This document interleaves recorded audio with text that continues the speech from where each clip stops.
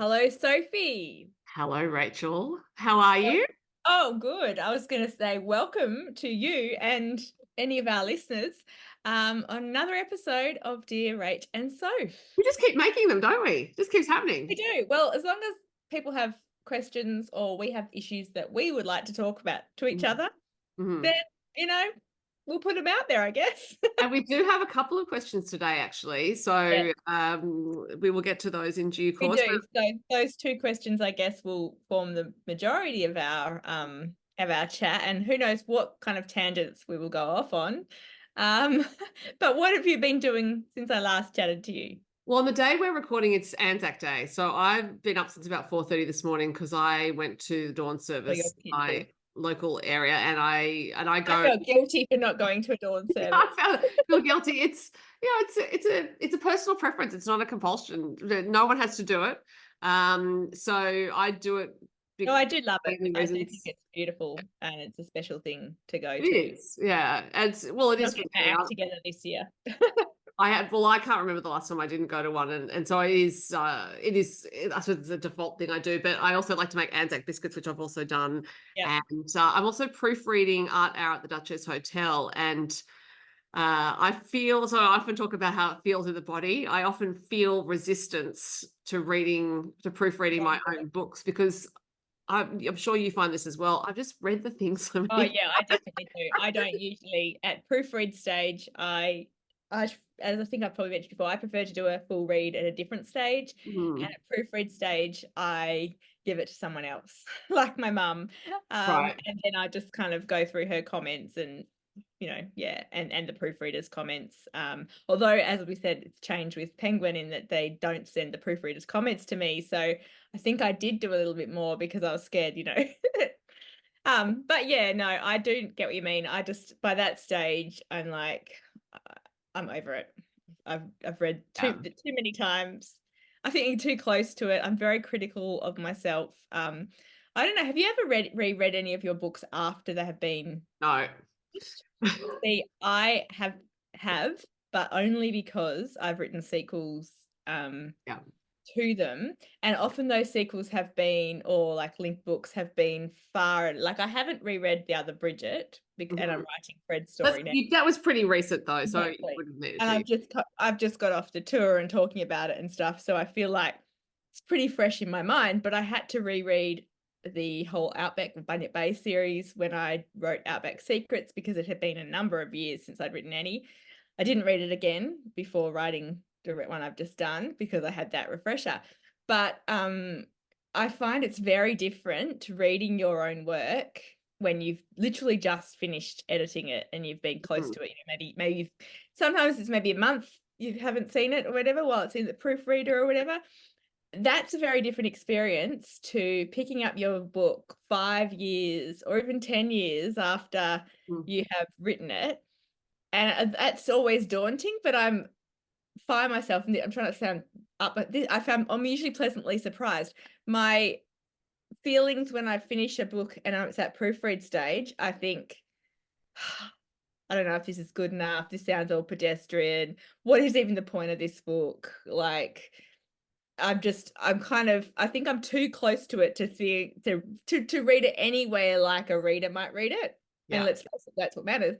Whereas when I have years distance, and as I said, the only reason I've done it is because of I had to, but I quite liked it. And sometimes I think, oh, actually, I wouldn't mind now going back to one of my early books, particularly the women's fiction, and rereading them and seeing what I did and how it worked, or what I think I would do now. But yeah, it's very different because I'm less critical, which I thought when I first realized this, I found that was strange because I thought that I would be more critical because they're books I've written, a long time ago, and hopefully I've improved. But yeah, I actually found it quite enjoyable. I don't even know why I asked you that now, but it was something to do with, I think, oh, how it changes, like, yeah, and yeah. It's I am reading mine through, I actually there was one I didn't read because at the time I was just too distressed by the whole process. But I do read them, and I am making changes, and I do know that if they gave them to me again, I would make more changes. They're not Yeah, big changes, but they're just tweaks, things I'm picking up, things that are irritating me, and it is also the case that I am far too close to it, and I'm thinking everything's boring, everything. Yeah. I keep thinking, no, you know all of these things now about That's this. why it's boring, because you know it's going to Yeah, happen. nothing surprising. But Yeah. of course, as a publisher, I also read the pages for the books I publish, and it's quite a different way of reading. So when I'm proofreading as a proofreader, I read the text in a very different way. It's almost like a flow state of just sort of scanning it, Just trying to pick looking up. for mistakes kind of That's thing. right. You Yeah. know. Whereas this one is getting into it and then possibly worrying too much about it. And it's also a lot slower than every time I think. Oh, I agree. Everything in the process always feels to be slower than I think it's going to be. So I keep thinking, all I'm doing quite is a slow reading it. reader. What's the problem? Why can't I do Yeah. it faster? But anyway, I am happy with it overall as a story. And not that you don't care as a publisher, because I know you care very deeply about the books you publish and the authors you work with, and that, that their books you put a lot of effort into too. But there must be a little bit of difference in that you are kind of one step removed from the book of someone else's kind of heart or their story. Yeah. That you can see it kind of in a different lens, whereas you're not removed at all really from yours. No, not even a nano millimeter, millisecond, whatever. Yeah. No, there's no removal. There's only angst at this point in time. But that's So how many Anzac biscuits have been eaten while you're proofreading today? Only 2. I reckon that's pretty good, because they reckon all biscuits, cakes and everything, they all just taste the best when they're fresh. And it's these are that's pretty the good. hardest time to resist. This is a Burke Street Bakery recipe, and it involves not only mixing the dry ingredients, but getting some foam and baking soda together, and then making that into a foam. I think, did I just say foam a few times? I'm delirious because I've been proofreading. But long story short, you have this biscuit mixture that actually creates a really flat, wide biscuit that's quite light. It's very nice. I like it. Sounds delicious. Possibly too much information for anyone who is not interested in baking, and sorry about that. But the Burke Street Anzac we go off on tangents, so Well, today, even though it's Anzac Day, I always my husband is in retail, and although the big guys are all closed, or at least some, depends, WA they're closed. Some of the smaller shops are open in the afternoon, I think, but the majority of them are closed. But the independents are open, and he works an independent, but he works away. So I didn't think about that, and I said, "Oh, have you got the day off today?" And he said, "No, been up since 6 a.m. so that we're here for people after the Anzac, dawn service." And I said, "Well, that's both of us working all day today," because I feel like as a writer, one of the perks is that I can choose my own hours, and I do, but then it's also kind of, just because it's a public holiday for people in, some kind of jobs, I rarely take that. So that's what I have been doing pretty much all morning until and all day until I walk the dog. And so should we get stuck into the chat? Yes, because one of them's, well, they're both really interesting, because one's a bit meatier, but that's just in terms of length. So the first question I don't know. I can make anything long. The first question is from a writer who'd like to remain anonymous. And she says, "I am a hybrid author of 10 published romance novels, mostly indie. Sales are okay, but not enough to make an income. I work, so that's okay, but I'm at a plateau. How long do I keep pushing on to write and release books to mediocre reception? Usually at times like these, I return to the joy of writing and why I write, but that's tough. Do you have any other advice? P.S. I have just written my first women's fiction manuscript, a passion project, and will submit, but who knows if it will go anywhere and or change anything." So my first take on that, Rach, is the use of the term passion project. So that's what jumped out at me, is like that's what our author, let's call her Mindy. Just so we have a name to call it. That's what Mindy is really interested in. So that's where that's what she's interested in writing. Yes. So you can probably say this better than me, but what I've pulled out in that is that she's disheartened because she wants a career out of writing. She does want writing to pay her way. Doesn't need to, because she's got a good other job. but she really wants that. So there's like two things kind of at play. I think it's the passion of writing what she, wants to write, and then the other books. Did it say what the other books were? Romance. Romance. Okay. So I wonder, and you said the passion project is the women's fiction. Mm. I wonder if she's writing, like, why she was writing romance then. Was that because you thought you're going to earn money that way? Or was it because that was your first love and you've grown, like Mindy's, changed and she's now, or she had an idea? Because I think that's the thing, like, if you follow an idea rather than you follow the trends, then you're going to enjoy it. But then the crux of this question to me is, should she stop writing because it's not being financially viable? Mm-hmm. And that's a really hard a hard, horrible thing to think about. Well, it is. I feel like there's two things. There's the passion project. Yeah. And then there's, should I quit writing because it's not giving me money? What I like, which you said, Should I quit writing? Is it that she should quit writing romance? Does it say that? Does she say quit Well, writing romance? so the question of how long do I keep pushing on to write and release books to mediocre reception is attached to her talking about her romance novels. And Okay. then the women's So not giving up writing completely. I Like, don't think so. No, because I think the whole idea of it being a passion project with that women's fiction manuscript means that she wants to keep writing. That's pulling her interest. It's all just right, I've got a thought before I Mhm. forget because I'm terrible. The thing is, she's saying, how long do I keep, releasing romance novels to mediocre reception, which I'm guessing means, was that what she said? Sorry, mediocre reception? Yes, Okay. that's exactly the term. Yeah. There's two types of reception, I guess. There's readership reception, and the people that you are reaching, what do they think of your books? Like, do they enjoy it? Are you getting good reviews? All that kind of stuff. That's one part of the reception. And then the other reception, I suppose, is sort of a financial sales sort of one, in terms of, am I selling a good amount? And what the hell is a good amount? Yeah. Is it enough?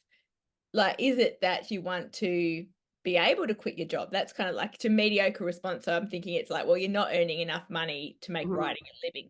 Does that matter? I love what you said not a few years ago, a few weeks back about. Might feel like years though, Rach. No, it does. The difference between, although you said that in country music, people are happy to, jam in a backstage band, not thinking they're going to become, the next big thing. They're happy to, write some songs and, maybe play them for themselves, maybe friends, but not, think it's going to be a career. Whereas in writing, and I've thought about that a lot since you've said it, like, it is true, it seems to be the moment someone wants to write a book or put pen to paper, you sort of forget almost about the reason they wanted to do that. Like, why do they want to do that? It becomes, oh, well, I must get it published. And so Mindy has produced books and has published them and put them out in the world. So that's kind of the goal. But I'm seeing, so to me, the goal she really wants, what I'm reading between the lines, is, I want this goal. I want more. I want more people to read my books. I want some financial gain, because I think so often people think or believe, it feels like that success in writing is if you are making money from it, right? Yeah. So I guess my thoughts here are, well, you do have another day job, obviously, that you're happy, not, well, didn't say happy, I think, but but you've got a day job, so that the money is not a problem in one way. So then I think often you can feel disheartened if you're doing something to no, like, success or progress for a while. And so I would say, why are you keeping putting books out if it's not making you happy and it's not making you money? And so yes, maybe do give yourself a break in the relentless, obviously, if someone's got a full-time job, as you would know, Sophie, it's hard to find the time to write, and you've got to really be not just passionate about it, but dedicated. Like, there's a whole lot, and sacrifice things, right? Yeah. So maybe forget about the public. If finance isn't a worry for now, I mean, maybe you still want to have the goal of earning money from your writing and stuff, but I would work, as you said, on that passion project. Really, really make sure that before you submit it, did she say it's already submitted or it's out in submission? You said she will submit it. Yeah. really make sure that before you submit that project, because, and correct me if I'm wrong, Sophie, in traditional publishing, especially if you're starting in Australia, I think I said last week, the publishers remember you. So, and you said you never get a second, like you don't get a second chance for the same manuscript, right? So, Very, very rare occasions you might. yeah. So I would say, yeah, maybe my advice would be, if we're doing therapists, is don't keep doing something for the sake of doing it. If you don't need the money, and here's another thought, and sorry, I'm hogging the air here, Sophie. All right, But here's I'm another writing down thought. things to say in a minute. Off you go. Okay, I hear so many people say, so many writers say these days, and the focus, I think we even talked about it with Jack and Natasha, the focus is on marketing and promotion and earning money rather than writing a good book often, right? If she doesn't have to worry about money, then forget about the relentless putting out and the time. Like self-publishing or indie publishing takes a lot of time away from the writing. Yeah. So if you don't need to do that and you are feeling like you've given it a good shot, was it 10 books, right? Yeah. That's a really good attempt. Then maybe, yeah, it is time to step back, reassess why you're doing this, what you want out of it, and work out how you can get it. And I would say you can get it by trying to make that trad sort of focus book you want to trad, that women's fiction book, as absolutely the best that you possibly can be, before it goes out in submission. And yeah, that's what do you think? Yeah, and when you send it out on submission, I have a 10-minute video on TikTok with tips on how to write a query letter. So there you go. And how to write the pitch for your book.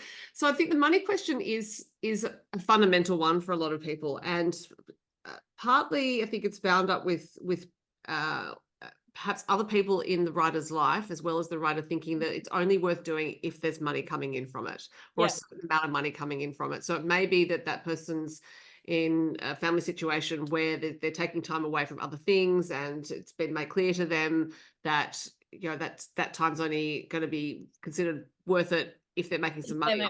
And that's a lot of pressure if that's happening. It can be that the writer themselves only feels like it's worth something if there's an amount of money coming in. The question is how much money, what price are you going to put on, or what value rather are you going to put on the worth of your manuscripts? I would imagine actually that keeps shifting depending on how many books you've sold before. The blunt reality of writing, not just in this market, but any market, is that it's very unlikely to put you on the rivers of gold, because there's the amount of books you sell is dependent on the amount of people who want to read at any given time. It's great that there are a lot of people reading it. Sorry, butt in again, Sophie, and say that the thing is, obviously Mindy has done, is traditionally, indie published 10 books and is not currently making the money for it. So that she wants to make, or that she thought maybe she would be by this stage, or she, thinks that the effort she put in requires, if that makes sense. Yeah. But it's not like, and you were talking about how hard it is actually to earn, a full-time sort of wage, I guess, livable wage from writing. And that is across the board. Like I think a lot of people think these days, oh, well, if I become indie, because you earn more money from it, because you get more of the, you get most of the royalties kind of thing rather than us, then, I'll be a millionaire. And the fact of the matter is there are very few people, indie and trad, who are earning like the big bucks. And there's a few indie and trad, or a good handful of people who are making a good living. And then there's a whole load more people that are making next to nothing. Anyway, that was just what I was going to say. It's not just trad publishing. That's right. Like it is hard to do, and a lot of people will hear those stories about massive advances for a debut novel and think, oh well, there are the rivers of gold. But what they don't hear about is that novel might be followed up by a second novel 5 to 10 years later. So the amount of money that author has been paid on that massive advance for the first novel, that's got to last them across those years, and they may well have to do some other to supplement their income. This is not a gig for the faint of heart, and really have to have the money hungry. Or the money hungry, yeah. Look, you can hold on to the dream that you might get a screen adaptation. I am often asked if I do events, oh, do you think your novels would be turned into a film or TV series? No, I don't. I've never thought that. I don't write them for that. I have no expectation of that. It's difficult for one thing. I also know that what I write is not easily adaptable to screens. That's fine. But so that's unlikely to happen. If it does happen, that's planets aligning in some extreme arrangement that happens once in a century sort of thing. So we come back to why we're doing it. And you said, Rach, that yeah, you're right because you can't not write. And I think that's what it boils down to. So if Mindy feels that, if the passion project is calling her so that she can't not do it, absolutely pursue it and get behind it with all of your conviction. And as you said, make sure it's the best it can be before it is submitted. But also don't put everything on that one project. If what you want to do is write, you keep writing. You're sending that out. You're looking for your next project.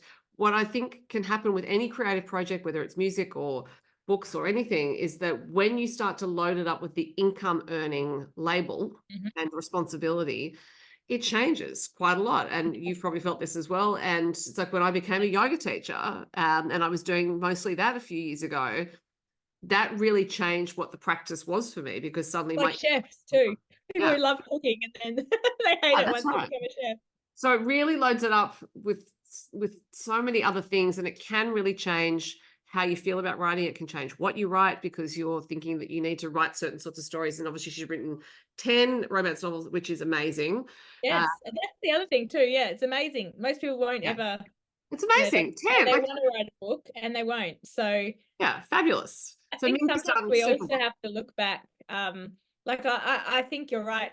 The things change when it's financial, but also like with every book, whatever the success is, it changes in terms of what your expectations on yourself are. Like, so as you said, you know, you were saying about movies and stuff, and I'm the same as you, but I was just let me use that as an example. It's like, well, I've got this book published. It's sold really, really well. Now what's the next step in my writing career? Well, it's a movie adaptation, or it's hitting international bestseller lists, or the goals keep like shifting. And in some ways, you know, you're just going to end up disappointing yourself because you can't like get everything. So in the end, as you said, it's down to feeling passionate about something. And I would say again, and I know Mindy is not an aspiring author. She's, you know, done a lot of hard yards and put in a lot of work and effort, but it would be the same to any author. I would say, if you're not enjoying it, and especially if you don't need to do it for money, then don't do it. So why is she doing it? You say, should I, you know, should I stop, or how long do I pursue it? Well, I would say keep pursuing it as long as you're enjoying it. It's keep pursuing it. she says she's written her first women's fiction manuscript and will submit, but who knows if it will go anywhere and or change anything. No, you won't know. The only way to find out is to test it in the market. And I'm using the term market on purpose. That is what it's about. This is show business, not show friends, as I've said before. And publishers need to make money, booksellers need to make money. Otherwise, the whole enterprise falls over. And money is what we're talking about. So you will only be able to determine the commercial viability of your project by testing it in the market. You may well get rejected. And even if you get an acceptance from someone, if you send it to 5 publishers, at least one of them is likely to reject it, even if all other 4 go wild for it.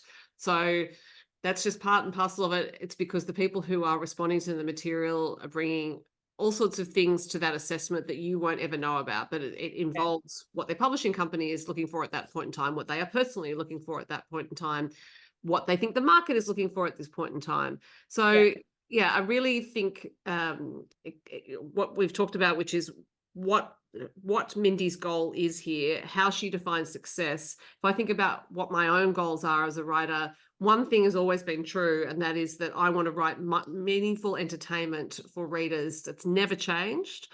That's always what I come back to.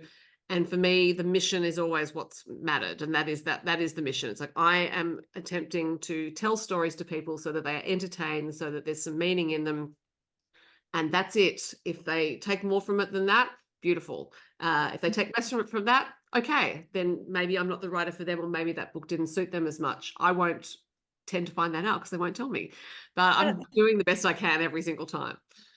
I was thinking the interesting thing here is that we both have that same mission kind of thing. Well, mine is probably to say, I want to write feel-good fiction that uplifts people, but, you know, doesn't shy away from kind of, you know, big issues and stuff as well, if I can.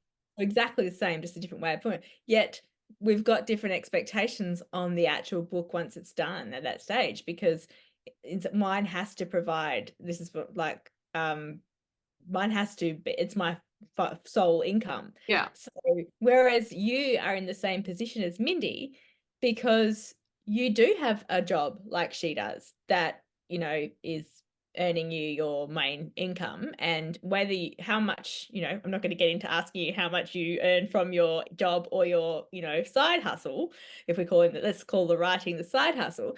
But I guess, like, if it wasn't successful for you, or you weren't getting the sales that you want, like, I know this is, you know, do you think what would you do? Would you continue to go down the same path because those are stories you want to write? Or would you decide, maybe I'll just read and do my country music and writing stuff? You know, I'm putting you on the spot here, but I would just have the thought that, you know, in some ways, although, yeah, I'd say, you know, you have a very successful writing career as well as your job, but if you didn't, what would you do?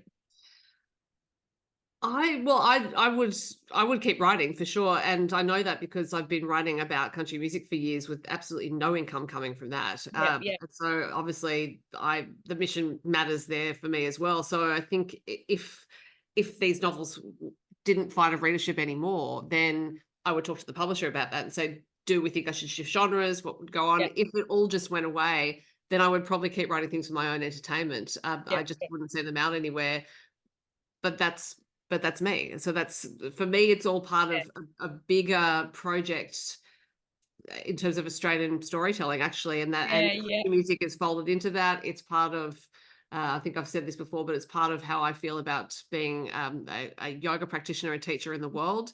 It's actually about making people's lives better if I can. And I don't mean that to sound grandiose at all, because it's not. This is like a day-to-day thing. It's like life's pretty tough. It seems to be getting tougher and the more we find out about how we're all living through social media, and there's so much information coming in, everything's feeling hard. I know that at the moment a lot of people are feeling flat and tired, and we're only into April. Like, if I can do anything through the various projects I have to make 5 minutes of someone's day better, that's it. That's my job. So you would probably, you know, just keep going and see, hope what happens. Keep following the path and hoping that, you know, eventually something would stick. And I guess it comes down to, Mindy, why you're writing, you know, and what you want out of it. It really does. If you do want, if you're doing that because you want outside success validation and financial validation, then maybe stop and focus on your career and promotions in that end, or, you know, take up a different hobby as well. But if you're doing it because you love story, you love writing, you love the writing world and the community and all that stuff, then keep going, but maybe take a bit of pressure off yourself, because it doesn't sound like you need that pressure on you, because you have got a job, financial job. Yeah, and also one of the reasons why I keep doing the country music enterprise and doing all these interviews is because I always have great conversations that inform my work as a publisher and as an author. So yesterday, at the time we're speaking, I interviewed a Queensland artist called Tori Forsyth. So she put out a country music album in 2018. She was Golden Guitar nominated. She then put out a rock album in 2021. She got like 15 million streams out of it. Then she felt she was so disillusioned with everything that was going on that she just wasn't sure that she wanted to do anything music-wise. She was living on a parent's property in Queensland. Her life was taking a different path. She'd been through the pandemic. It was a very difficult couple of years for musical artists. So many reasons. And then she just realized, she said, right, if I'm not completely enjoying every part of this process, I'm not going to do it anymore. At that point, she actually felt so free that she'd given herself permission to walk away. That it freed everything up creatively. And she's now made this wonderful album that's going to be doing the promo here, going to come out on May the 3rd. And it's this, you can hear it on the album. You can hear the freedom in her voice. You can hear her freedom of expressing what she wants to say, tell a story and tell it through an arc, which is what the structure of the album gives her. But what we talked about was something that I've long known, which is the power of the true decision, as I call it. And that's not a decision like, oh yeah, I'm going to do that thing. It's actually from your very core, you feel you've made a decision about something, and it's not necessarily artistic. It can be just a decision in life, like I am going to do this thing. Everything flows from that decision, as it did for Tori. It's happened for me numerous times, and I just like, I've made the decision, and then I actually don't worry about it anymore. It's like I've made the decision, and so things will start to flow from that decision, and then I will need to do things in order to carry on whatever's flowing from that. And I think in Mindy's case, it's a question of the decision now. So, as you said, why is she doing this? What does she want to get out of it? Does she really want to keep telling stories? That's the question she needs to ask herself, and ask it in a like a really sitting down with herself, or going out into nature and really saying, all right, at the core of me, what do I really want here? What do I want to, is it just to express myself? If so, great, then you treat it as a project of expressing yourself, and then see if it finds a readership. Is it because she really wants to connect with readers and tell stories? Find that out. I think that's a really important question for she might be actually doing that, with currently in the situation that she is. You might not be actually connecting with readers. I just probably, we've almost wrapped that thought, out, or I can't even say, we've probably done our dash almost on this question, but I just want to finish, unless you have anything to add, with a little story. And I've heard this so many times, but it happened to me. I had been writing for 13 years, I think, and getting, it was a different era, as we've spoken about before. So, I think I probably would have indie published some of those books, because it would have been an option, but I didn't have that option. So I'd had 13 years of trying various different types of manuscripts, finishing lots, starting some that I didn't finish, submitting them and getting rejections, right? And in 2010, 11, I think, earlier, I got my very last rejection from Mills and Boon. It wasn't my last rejection overall, but I'd been trying to write for Mills and Boon for about 5 years. And I said, I've mentioned before on this podcast, probably in the early episodes, I did a literary writing degree. So I thought I should be writing literary fiction. And then I did a whole change and decided I was going to write for Mills and Boon for various reasons. You can probably go back and listen to that. I'm sure we've talked about that. Anyway, but I had spent 13 years really pursuing, especially the last 6 years of those 13, really, really pursuing this job, or this passion.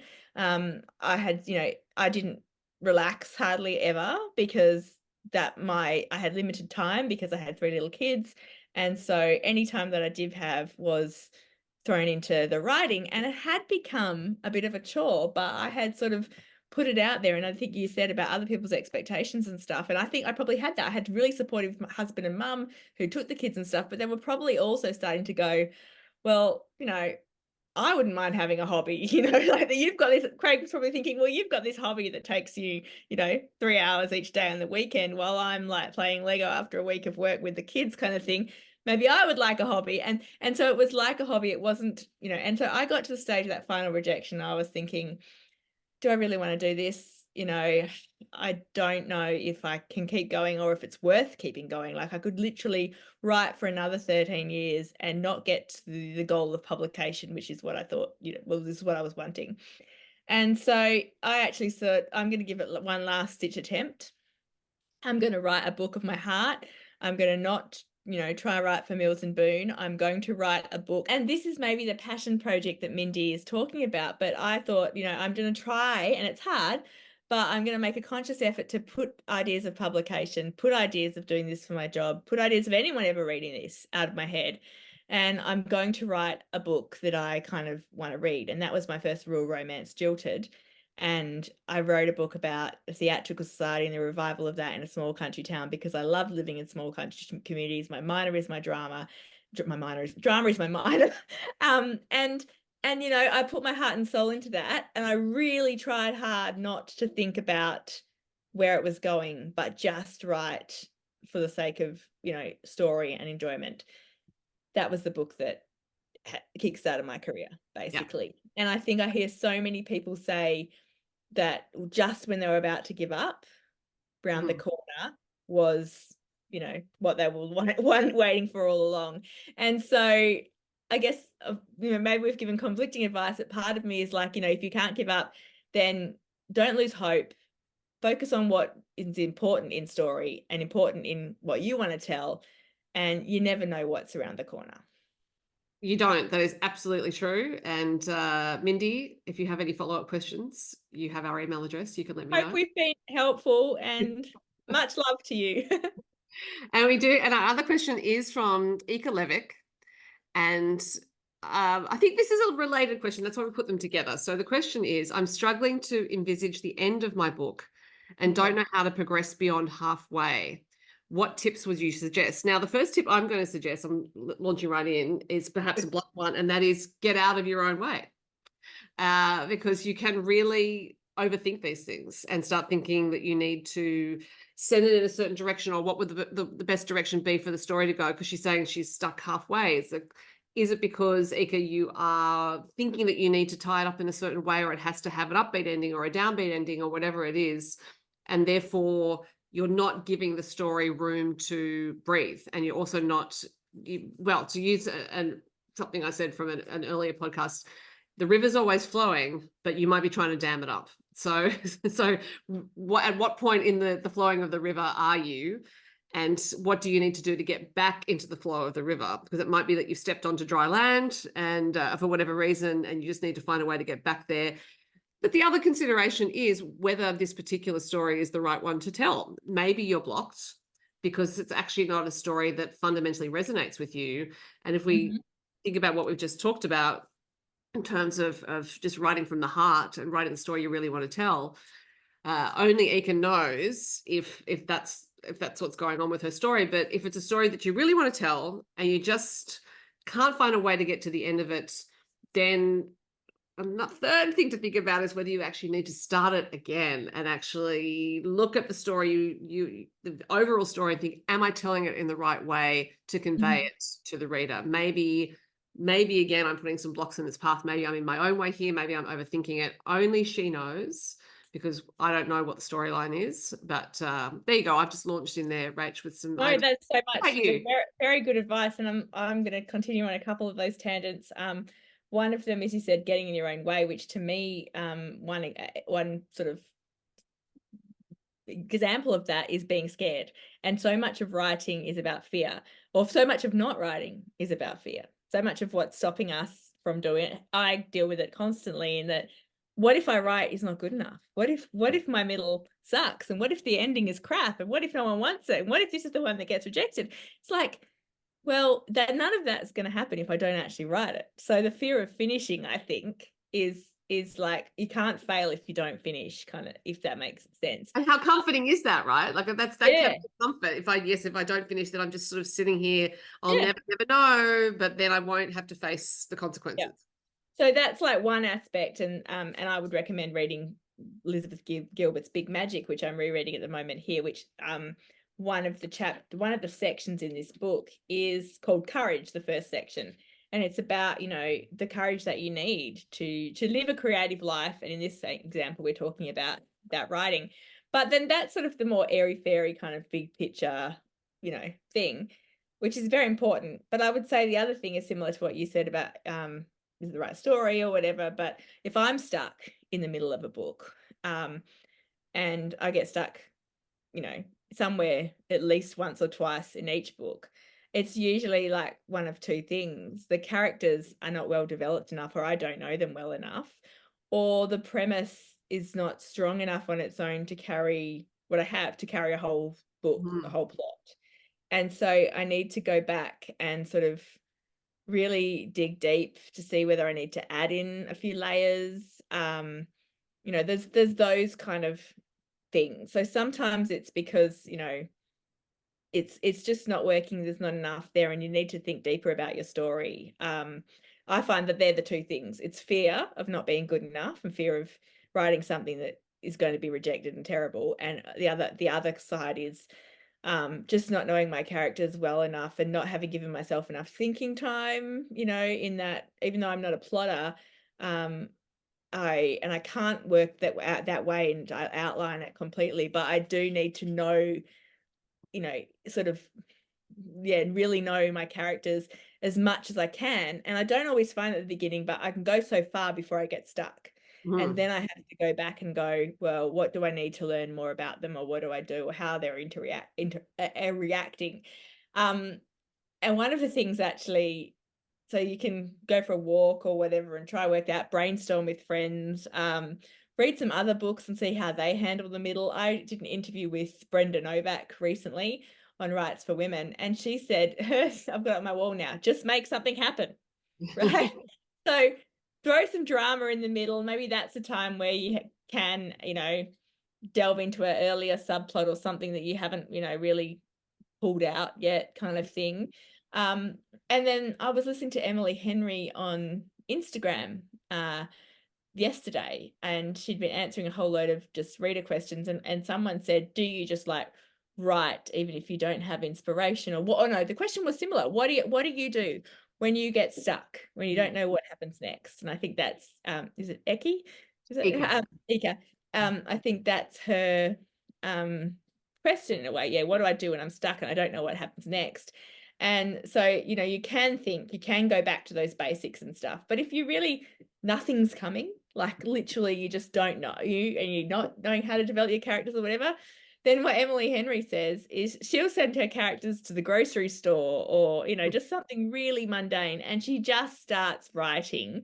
And I am kind of in a middle, like the middle of the book is hard, right? The beginning, you're setting up all the characters, you're setting up the problem of the story kind of thing.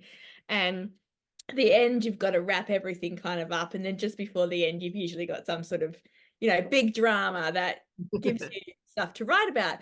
But you've got to like develop the characters and build the story in the middle and all this sort of stuff. So that is kind of a hard part. And so I'm a bit stuck kind of at the moment too. I have a general kind of idea, but it's just not gelling. I've got stuff that I want to get to further on. So sometimes I would say, write something further on if you know, right? Yeah. It doesn't have to be chronological. And that's not something I have done a lot in my writing career. But in the last few books, in the last few years, I have been doing that a lot more, so that I'm actually just getting something done. And usually I end up using it later. I might have to tweak it slightly. But so I would just say, because I think one of the things that most annoys me is sitting down during my writing time and not feeling like I've made any progress. So if you're not in the position yet to think or whatever, or like you just really want to show you've done something, then there's two things, is like, go ahead and write a scene that you do know. And then the other thing, as I said, I did what Emily Henry did today. I was like, I really have no idea how to start, but I'm just gonna, have my people talking conversation. And sure, some things happened in my manuscript that I hadn't planned on happening, that just sort of started because I was there sitting, kind of making them chat. And you can cut out boring stuff later. So there's a few sort of hopefully practical bits of advice. Well, I realize I should have led with something that's actually much more simple, perhaps, which is I never envisage the end when I'm like, it's just I don't do it. I don't plan the ending. I know when I'm doing the planning documents for them, I know where they're going to end up emotionally. Like I know which place but I have no idea how I'm going to get them there. And I also think that's part of the fun. So maybe this is also about reframing what's going on. Ika, think of it as an adventure. So you can't envisage the end. Great. That means you're going along for the ride, and you're going to let your characters take you there to a great extent. Acknowledging, of course, it's this weird thing that happens when we write fiction, that the characters are our invention, but they also can tell us what goes on. So I think there are two parts to her question as well, which is that she's struggling to envisage the end, and she can't get beyond halfway. Those things are related. I think she's thinking about the end of the story and how to get there. And that's rather than focusing on what's actually happening in the middle.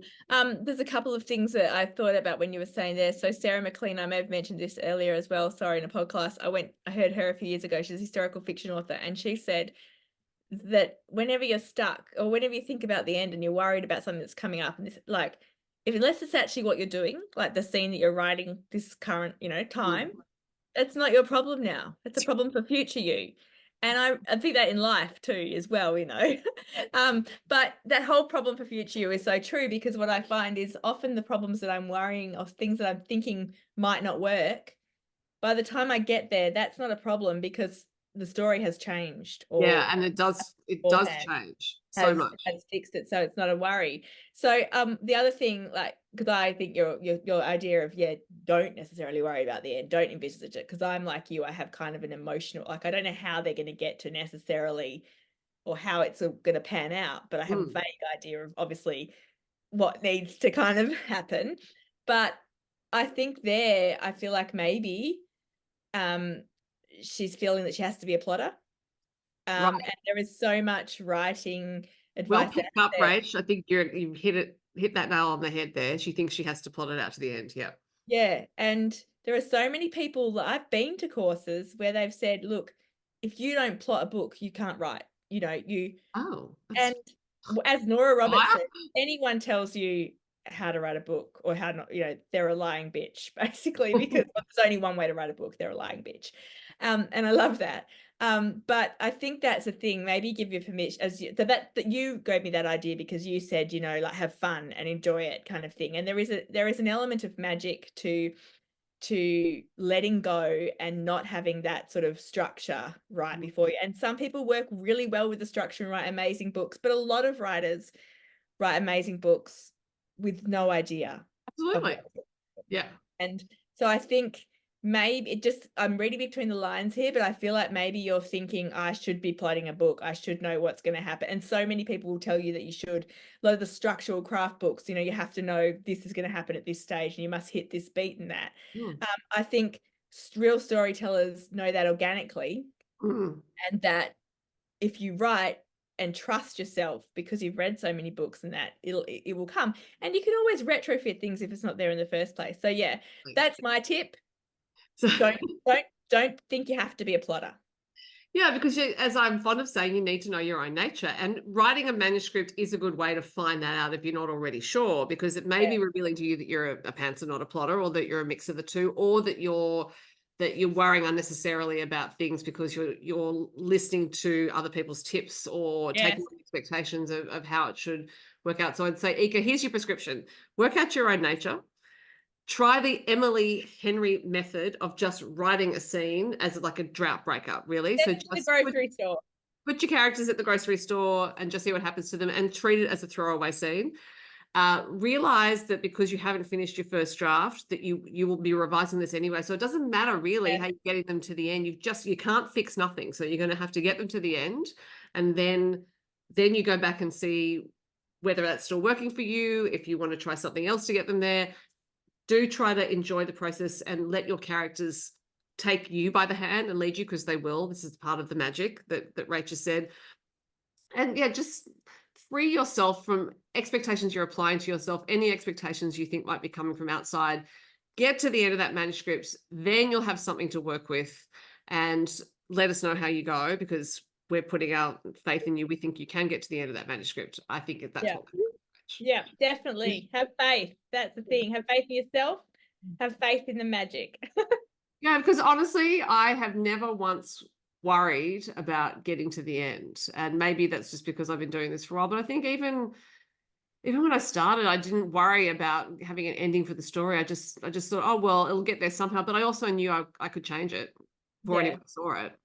Yeah, that's true as well. And I do throw out, look, even this year's novel, Our at the Duchess Hotel, I went quite a way into it and realized that something wasn't right. I could feel it. It's like, this is not working the way I want it to. So this was at the first draft stage. It's like, quite a bit of it's fine. There's some of it that's not fine. I need to actually fix this somehow. So I took out my color-coded planning grid and actually just started moving things around and going, well, how am I going to figure this out?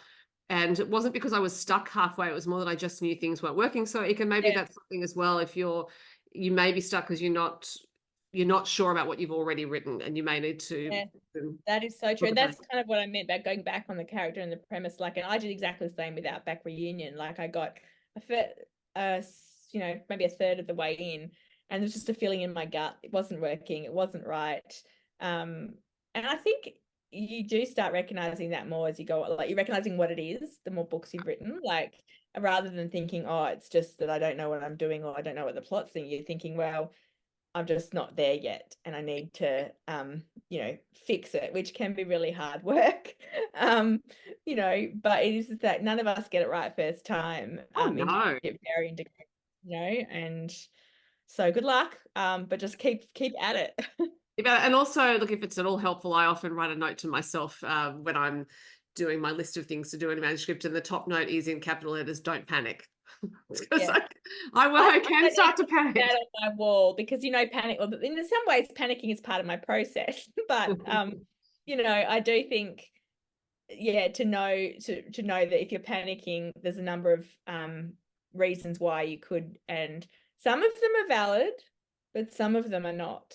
Yeah, and it's an exhausting emotion, and quite often brings you no benefit. So if you're panicking, you know, thinking I'm never going to get to the end of this story, then that's kind of a surefire way to never get to the end of the story, because that's damming up the river.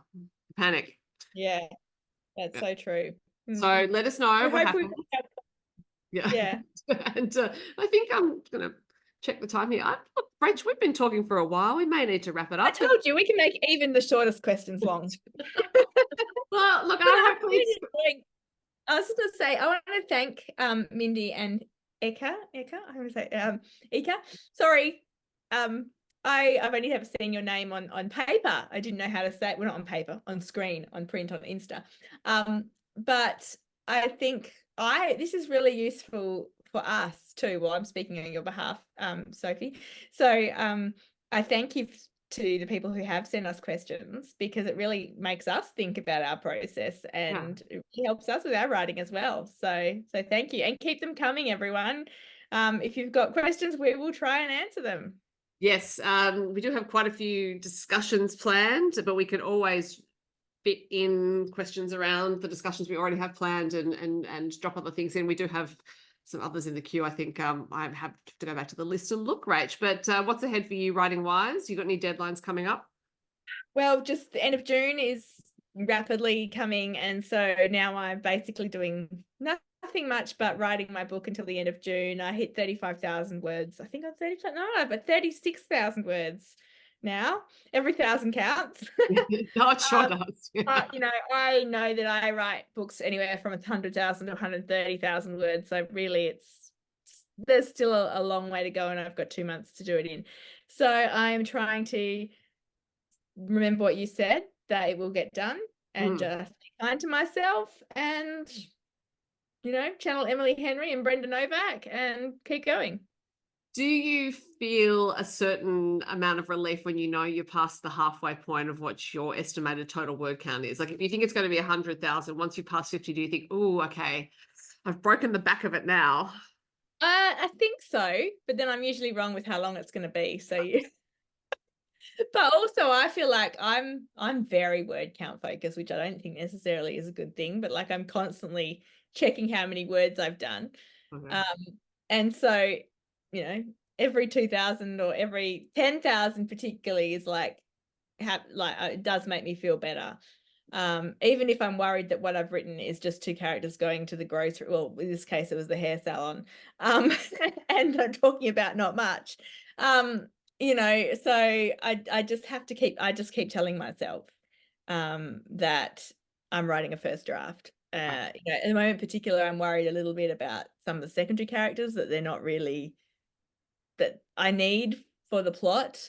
Quite a few secondary characters, because it's a like family wedding, and I need to show that, you know, but yeah, it's almost like it's hard to sort of differentiate all of them, especially when it's a romance primarily.